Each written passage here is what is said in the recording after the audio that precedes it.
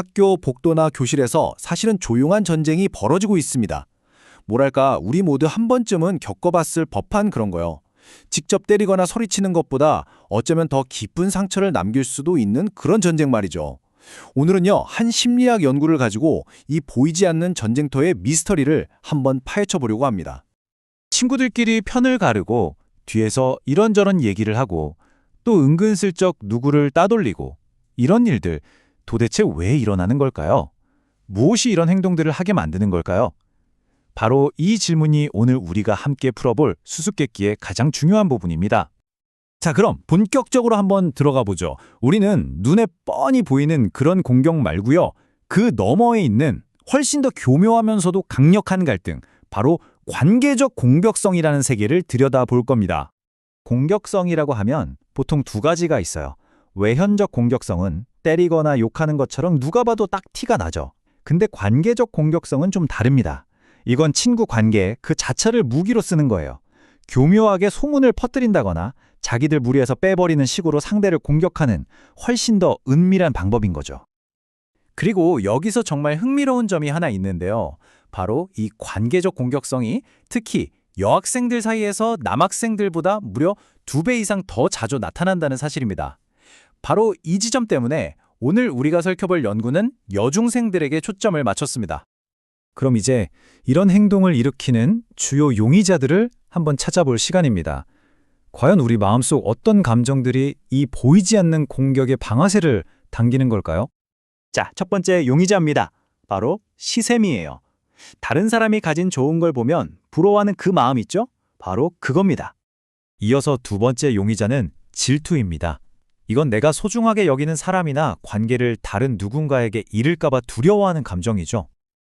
그리고 마지막 세 번째 용의자, 바로 분노입니다. 네, 이 시샘, 질투, 분노, 이 세 가지 감정이 우리가 주목해야 할 핵심 용의자들이에요.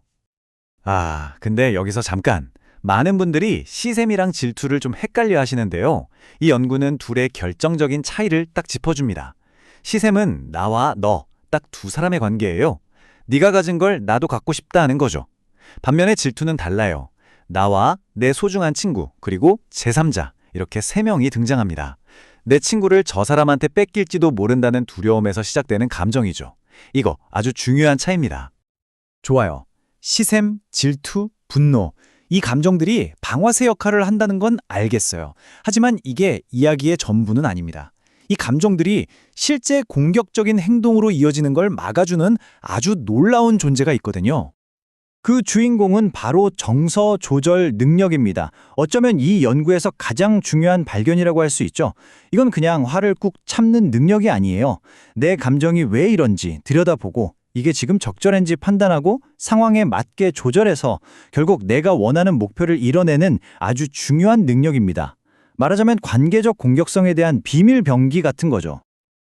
자, 그럼 이제부터는 실제 데이터를 보면서 이 놀라운 보호자가 각각의 감정 시나리오에서 어떻게 작동하는지 한번 직접 확인해 보겠습니다. 먼저 시샘부터 한번 보죠. 이 그래프를 보면요. 시샘이라는 감정이 서로 다른 수준의 정서 조절 능력을 만났을 때 어떤 결과가 나타나는지 한눈에 알 수 있습니다. 결과는 아주 명확하죠. 정서 조절 능력이 낮은 학생들은 시샘을 느끼면 공격성이 그냥 폭발적으로 증가해요. 하지만 반대로 정서 조절 능력이 높은 학생들은 아무리 강한 시샘을 느껴도 공격적인 행동으로 잘 이어지지가 않습니다.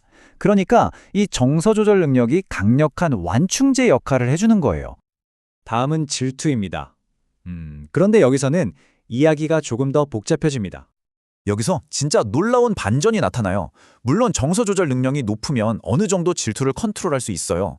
그런데 그 질투심이 어떤 한계점을 넘어설 정도로 아주 강력해지면요. 아무리 뛰어난 조절 능력을 가진 학생이라도 공격성이 갑자기 확 치솟게 됩니다. 왜 그럴까요? 아까 봤듯이 질투는 내 소중한 관계를 빼앗길 수 있다는 거의 생존에 가까운 두려움과 연결되어 있기 때문이에요.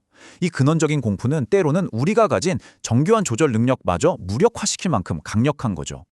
자, 마지막으로 분노라는 아주 강력한 감정에 맞서서 우리의 이 보호자가 과연 어떤 힘을 발휘하는지 한번 살펴보겠습니다.